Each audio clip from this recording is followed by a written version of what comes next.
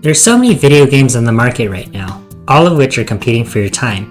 Gamers are notorious for being non-committal with beating games and having large backlogs. In fact, one statistic shows that only a small percentage of gamers ever make it to the end of a single-player campaign. When you look at fighting games specifically, we've been having a renaissance since the pandemic. Rollback netcode, cross-platform play, a couple of million-dollar tournaments, growing tournament registrations, and new titles for major players like Tekken 8, Street Fighter 6, surprise successes like Grand Blue and Guilty Gear Strive, and with even more games on the horizon like Virtua Fighter 6, 2XKO, and City of the Wolves, it can be hard to sell to convince someone to try a smaller title. I'm talking about quote-unquote Discord fighters, of course. Regardless of the game you look at, one common question keeps recurring. Is getting into a smaller fighting game worth it? Well, usually what will happen is people will conflate getting into the game with getting good at the game. So if you ask the average person in the community if it's worth it, people will always say yes because it was worth it for them. Of course, they're biased because they already like the game. And that doesn't really answer your question. If you're asking this, your real question might be, is this game worth the effort required to get good in? But if is this worth it was such a simple question, then it wouldn't be such a common one. Let's approach this question by looking at Skullgirls, since it's the game I have the most experience in. It's been out for 13 years this year, so it doesn't have as big of a player base as a more modern game. If it's just a matter of, is the game worth it? Sure, the answer is yes. The game goes on sale often, usually for less than $5 on deep sales. The game is vibrant, the art and music are amazing, the mechanics are fair, and the game balance is good. Just for the tutorial mode and the story mode being cool alone, it's worth $5. There's 100 YouTube videos out there of people shilling the genre and their game. Fighting games are about improvement and personal skill and overcoming your limits.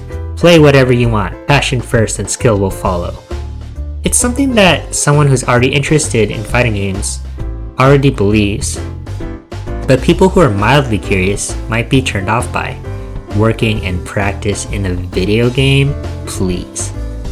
I like watching these videos since I already like fighting games, but I often wonder if they're quite as compelling as their view counts suggest.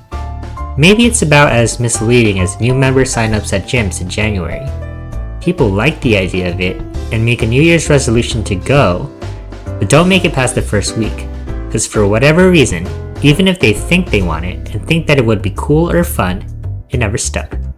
I'm rambling here. Back to the premise. A Discord fighter is, as you probably have guessed, a significantly smaller game that you have to go to Discord for consistent matchmaking. Why would you ever play this over a larger game? Seriously, I mean, getting good. Well, to answer that question, let's define the word before any scope creep happens. What is getting good? What I call getting good is getting strong enough to have fun against and enjoy playing versus literally anybody. It's that simple. Being able to go into the average tournament bracket, not going down 0-2, going 0-3 in both sets, taking 0 games, and having no idea about what you could have done. Getting good is about having a strong enough understanding about the game to be able to reflect and understand where things went wrong, and then being able to apply the knowledge you got to improve for next time. I'm not like great, just good by the average benchmark of a gamer in a fighting game, but I've fought everyone from new players to the very best, and I enjoy myself just the same. I can take games off of people who are actually great at the game in a long set. I may not be naturally talented at this genre. I don't even win the majority of my sets, but I plug away all the same. Is the game worth getting good at? I can't answer that for you. I don't know your life situation.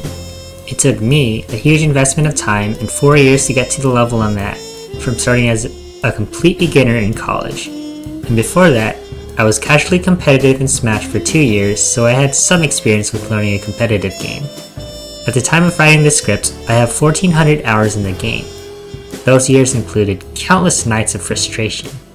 This feeling of, man, this feeling like despite all this time I've sunk in, all these years, all this time studying videos, asking for advice, grinding out execution, the feeling that I'll never catch up to these guys with talent, or be able to relax with these kids with unlimited free time rapidly catching up. When I hit skill plateaus, where I played day after day, losing more and more to my rivals who are improving at an insane rate, where if I'm not always on the tip top of my game, I'll get demolished.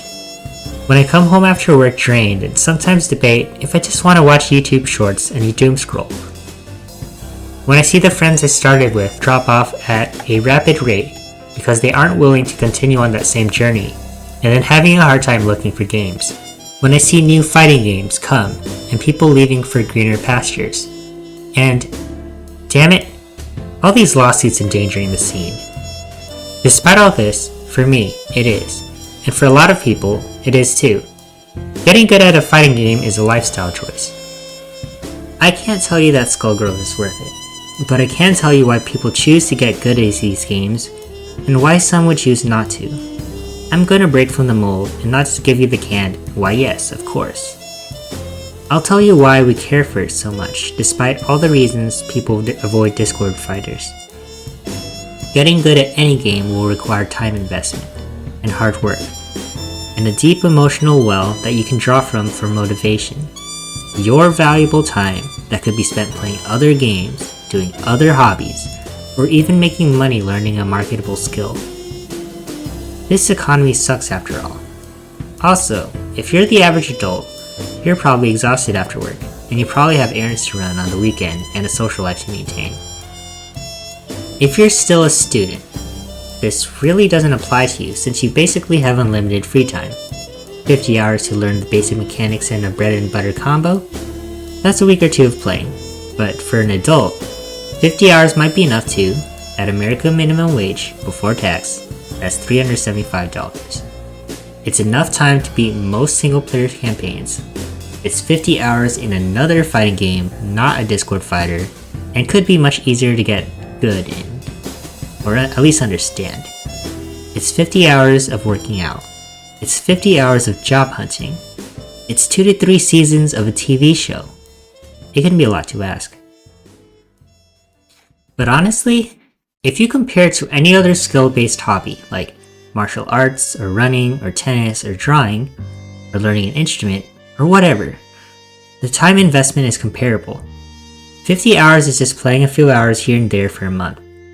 Hobbies are there and are enjoyable specifically because there's nothing productive about them. Or to be specific, you don't do it because it's productive, you do it because you find it fun. I'm sure you could argue for health benefits from having a physical hobby, but there's plenty of other benefits from playing fighting games too, like patience, risk analysis, meeting new people, and getting to travel if you feel like it. But the main thing is fun. Any hobby is cool. If the idea of playing Skullgirls to get good at it is more fun than having another hobby or playing another mainstream fighting game, then play Skullgirls. Extrinsic motivators like money shouldn't be the main reason to get good at any hobby. Otherwise, it'll just be your job. But this is especially significant if you're considering a Discord fighter. You should never play a fighting game, Discord or not, for the money. Because the reality is that the scene is grassroots and there aren't really many ways for esports to monetize them. Like, you aren't convincing anybody who spent more than a week playing that the reason they're losing is because they don't have a shiny arcade stick or a hitbox. And it's not like sponsorship merch is going to be a factor because the focus of games are so individual. I don't really care if 2 players belong to a team, or not, but I might care that my favorite player is winning. But they're just players like you and me, so why would I throw my money at them? I mean, except for the pot. The term professional in any other context means that they do it for a living. But people commonly misuse the word in the FGC to also mean anyone competing at a high level. The reality is, most people who play fighting games will never be able to make a living just by competing. They'll have to stream or have an actual job. If you want to be able to dream about winning a large amount of money, and just dream, as it's probably not going to happen, go play Street Fighter instead. If you're wondering if it's worth getting good at a game for money, go play League of Legends or Fortnite if that's your primary motivation. But instead of money, playing a Discord fighter means that you'll enter a community of people who don't care about the newest games and will dedicate years of their lives to getting better just for the love of it. Skullgirls is a game that's 13 years old this year. There's no one who's gonna scam you. There's no one who wants to be friends just because they want something from you. There's a community of nerds who all love something, and they'd really think it'd be cool if you thought it was sick too. Another reason that might discourage you from picking up a smaller game is the lack of convenience finding games at your skill level. In a bigger fighting game, you can find ranked games at any hour of the day just by hitting quick match. That's not happening in Skullgirls, but you will be able to find games if you look for them in the right places. We do have matchmaking discords designed to set you up with similarly leveled players. You might say, wait, Street Fighter 6 has 10,000 players and Skullgirls only has 200. Doesn't that mean I'll have trouble? The answer is, surprisingly no. You only need one other person to run games with. Before the days of online gaming, people always used to reminisce about arcades. An arcade might have 5 to 10 regular players, and there might be a few more from visitors from other towns. So, putting it into perspective, if you have the option to match with 200 other players, is that really a problem? Since there's not many of us, it's very common to play long sets where you can improve over time and ask for advice. Plus, once you find someone at your level, you can become friends with them and start playing with them regularly, making your immediate goals just to be better than your friend. I think that's one of the most fun ways to play. If your goal is to get good, ranked might not be that efficient, since other games force you to hop off after a set amount of games, and you'll run into a ton of people who have gimmicky playstyles designed to win in a short set. This still happens in Skullgirls of course, but at least you'll be able to stay and learn in a long set. There's nothing in fighting games like breaking through a problem after theorizing about how to beat it, and there's no motivation like beating your friend's ass. Okay, so Discord fighters are cool. What about Skullgirls specifically is special? The first reason is super cliche. Everyone is gonna say this about their game, but being the biased person that I am, I'm gonna say it anyway. Freedom. A lot of people claim this about their game, but Skullgirls actually has freedom. Real freedom. Character choice, since the team is well balanced, you can legitimately pick any character in the game and do well. Custom team orders, custom team ratios, custom assists, freestyle routing. So many choices and tiny changes can completely change the dynamic of your team. And the more hours you put into the game, the more you can really tell that you're improving. It's great to play something where the skill ceiling is nearly infinite. Other fighting games might take just as long to get good, but the setups and combos that people go for might look identical from intermediate players to the top level. And top level players in other games are probably going for similar options. This game absolutely rewards you for putting in the effort to improve and implement new things, and there isn't a best way to play the game. Compare this to the illusion of choice in Tekken, where characters will have 100 moves, but the most optimal way to play is to cut down your game to the bare essential 20. Compare this to Marvel vs. Capcom, with a large and diverse cast, but where the top tiers are so blatantly broken that there's an unwritten rule to avoid using them if other people aren't using top tiers. I'm talking real freedom. And how can you talk about Skullgirls without talking about the community? Because the community is so small, you can and will run into top level players on the regular. Do you think you'll be able to ask for sets versus Daigo in Street Fighter tomorrow even if you wanted to? But here, everyone knows each other, and if you don't know someone, you probably know someone who knows them. And if they don't want to fight you, you have the option of running into them in a random bracket. Believe me, top players show up to every bracket. Everyone loves the game, and you can feel that passion oozing from most people in this smaller game. And damn it, this game is just so hype. What happened? Is gonna turn it off. No! That's the last thing you wanted to happen! Are you kidding me? Are you kidding me? Are you kidding me? Are you serious? Look at all the meter! Look at all the meter! Oh, we're gonna open the Stargate! Is this for real? Yes! Let's go, baby! It's Mormon time! Big Van needs one touch. Big Van got that touch, honey! Big Van said, let me play you a song and bring in the band! Oh! Oh, yeah! Let's go!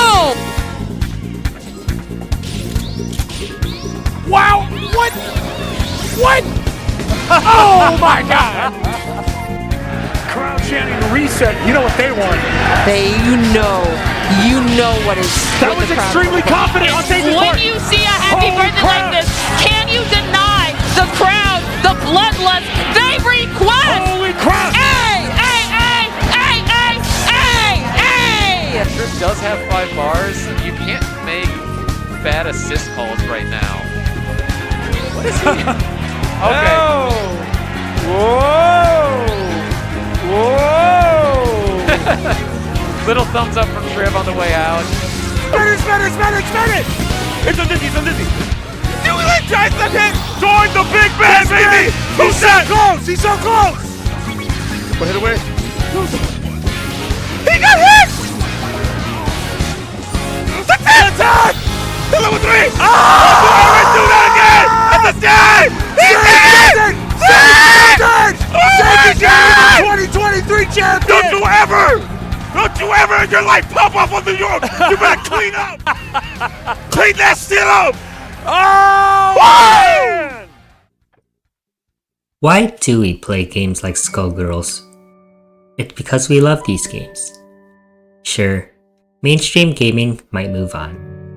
Discord fighters might require a lot of time investment, and it can be hard picking up a controller sometimes when life gets you down. But, in spite of it all, we'll be here. In a world of change where seasons come and go, you'll still see us tapping away on our buttons without a care. In a world of commerce where your value as a person is your net worth, we only care that you're here and that you give it a shot. And in a world of division where we pay for connection and for third places, we have spaces where you can just be. We'll be here, where there will always be someone practicing, where if you suck, someone will sit down and help teach you if you ask for help, where it doesn't matter who you are or where you come from, where you really don't have to wonder what brings people here, as it's easy enough to see. Those hype combos, that confidence you gain when you break through your plateaus, that electric feeling of being alive when you enter tournament brackets against other people just like you, the friends that you make along the way, and, over time, your transformation from a newbie to a good player. So, if you're looking for a new game, come on through and help us put the C in fighting game community.